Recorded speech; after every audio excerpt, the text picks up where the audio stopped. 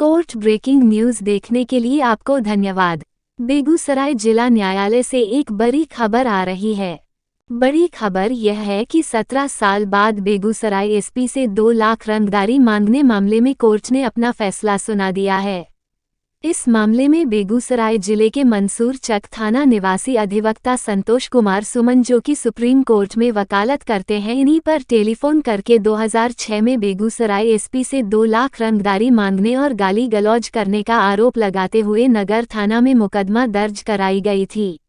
आइए जानते हैं अधिवक्ता संतोष कुमार सुमन से इस मुकदमा की इनसाइड स्टोरी और न्यायालय में दिए गए फैसले की पूरी जानकारी। एसपी जो होता है वह डिस्ट्रिक्ट का कप्तान होता है पुलिस महकमा का, और उसके पास पूरे जिला का सुरक्षा व्यवस्था की जिम्मेवारी होती है। और कोई भी व्यक्ति एक एसपी से रंगदारी मांगे यह कहीं से भी उचित प्रतीत नहीं होता है। उसमें भी अधिवक्ता जो न्यायिक कार्य में आम नागरिकों को न्याय दिलाने में सहयोग करता है, साथ ही न्यायिक प्रणाली में अधिवक्ता का जो महत्व होता है वो बहुत ही उल्लेखनीय होता है, क्योंकि पार्ट ऑफ कोर्ट है, कोर्ट को असिस्ट करता है। ऐसे में एक अधिवक्ता पर एसपी द्वारा लगाया गया रंगदारी का आरोप सरासर निराधार था, बेबुनियाद था। और एसपी साहब के द्वारा जो केस करवाया गया था, आखिर उसमें आप पर किस प्रकार का आरोप लगाया गया था? देखिए, 2006 में तत्कालिक एसपी CR कासवन की ओर से एक झूठा मुकदमा नगर थाना में 255/2006 दर्ज किया गया था, जिसमें हम पर आरोप लगाया गया कि एसपी के सरकारी मोबाइल पर मेरे द्वारा गाली गलौज किया गया और उसे 2 लाख रुपया रंगदारी की मांग किया गया, जो सरासर गलत था। पुलिस प्रक्रिया जो अनुसंधान की प्रक्रिया होती है, पुलिस व्यवस्था में पुलिस को जो पावर दिया गया है अनुसंधान करने के लिए, पुलिस अपने कार्य में माने असहयोग रहा, वो सही रूप से जांच पड़ताल नहीं किया। और क्योंकि मनगढ़ंत कहानी थी, मनगढ़ंत आरोप था कि एसपी से 2 लाख रुपया रंगदारी मांगना ये कहीं से भी उचित प्रतीत नहीं होता था। ऐसे परिस्थिति में पुलिस के द्वारा लगाया गया आरोप बेबुनियाद था। न्यायालय ने इन तमाम बातों को देखते हुए पुलिस की कार्रवाई को एकदम सरासर गलत समझते हुए मुझे मुक्त मिल करके न्यायालय ने मुझे न्याय दिया है। और अब हम चाहेंगे कि न्यायिक प्रणाली की जो मुझे फैसला आया है उस फैसला का स्वागत करते हुए तत्काल मैं अपने समकक्ष अधिवक्ता बंधुओं से विचार विमर्श करके उक्त तत्काल जो उस समय के एसपी था और इस केस में जो भी अनुसंधान अधिकारी था उसके खिलाफ मानहानि का मुकदमा न्यायालय में दाखिल करूंगा। अच्छा, जिस समय यहाँ पर मुकदमा किया गया था उस समय आप कहाँ प्रैक्टिस कर रहे थे? मैं 2006 में ही बेगूसराय जिला न्यायालय से सुप्रीम कोर्ट में जा कर के वकालत शुरू किया था और आज भी सुप्रीम कोर्ट के न्यायालय में ही वकालत कर रहा हूँ। मेन बात क्या था कि 2005 में मेरा भाई प्रसन्न कुमार जो मंसूर चक थाना क्षेत्र से अपहृत हो गया था, जो आज तक बरामद नहीं हुआ, इस संबंध में मैंने अपने दूरभाष से तत्कालिक एसपी से हमने बात किया।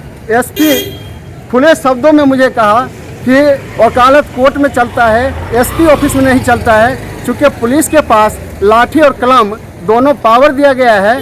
इस तरह से पुलिस कलम से लिखता और लाठी से पीटता है, लोगों से कबूल नहीं करवाता है बल्कि उगलवाता है कि जैसा कहते हो वैसा करो। एक वकील के साथ भी उसने वैसा करने का प्रयास किया जिसमें वो असफल रहा। CR कासवन के विरुद्ध मैंने सरकार पर दबाव बनाया और सरकार ने उसके खिलाफ डिपार्टमेंटल इंक्वायरी चलाया, जिसके तहत उसे 2 साल का इंक्रीजमेंट रुक गई और बहुत सारे न्यायिक प्रणाली में उसे भी न्यायालय के शरण में जाना पड़ा।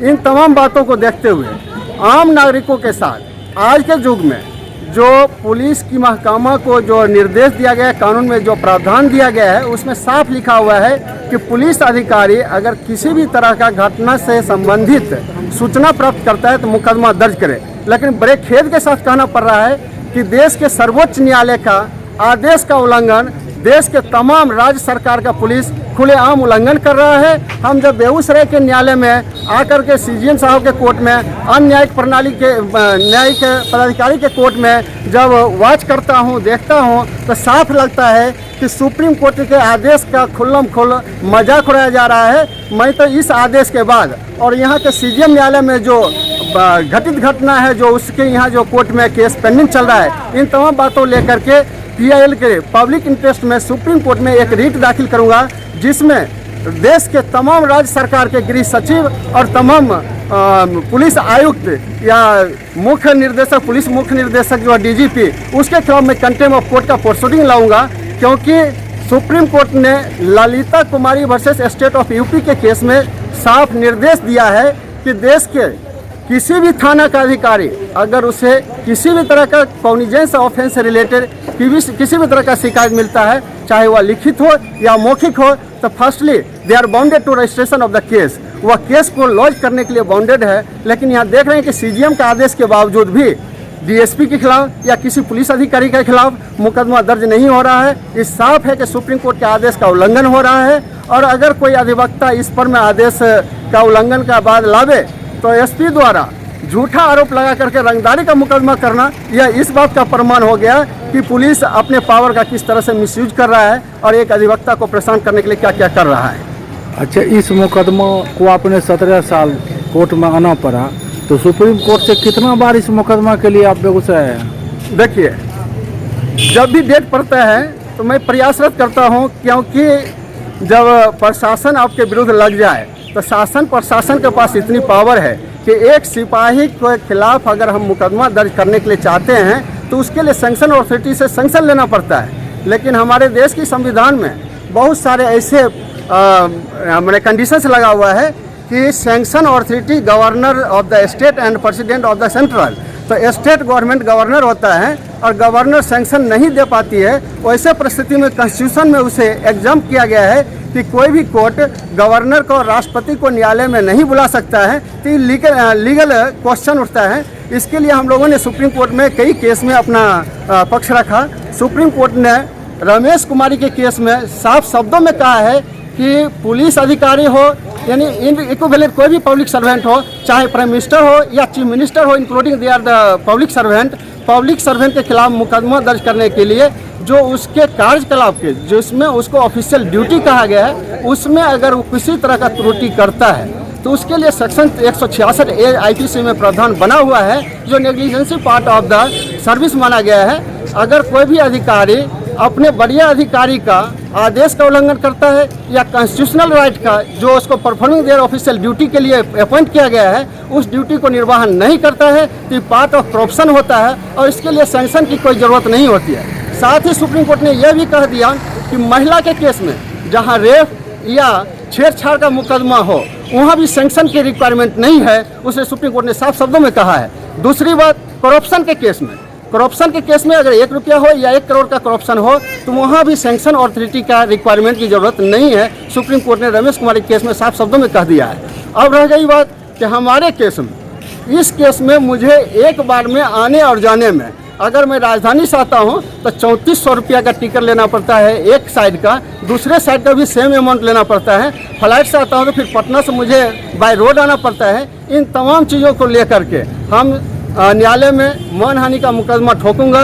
हम देख रहे हैं कि हमारे इस 17 साल में क्या खर्चा हुआ और हमें मेंटली, इकोनॉमिकल एंड सोशल कितना लॉस हुआ है। इन तमाम बातों को देखते हुए हम अपने अधिकार से और अपने स्टेटस के मुताबिक SP और कंसर्न जो भी इन्वेस्टिगेटिंग ऑफिसर था, जो उसका सुपरविजन ऑफिसर था, उसके खिलाफ मानहानि का मुकदमा दर्ज करूँगा। 2006 में SP से 2 लाख रंगदारी टैक्स मांगने का आरोप आप पर लगा था। इस मामले में आज न्यायालय से क्या फैसला आया? देखिए, न्यायिक दंडाधिकारी प्रथम श्रेणी सुश्री मेघा मनीषा द्वारा मुझे उक्त आरोप से मुक्त किया गया, क्योंकि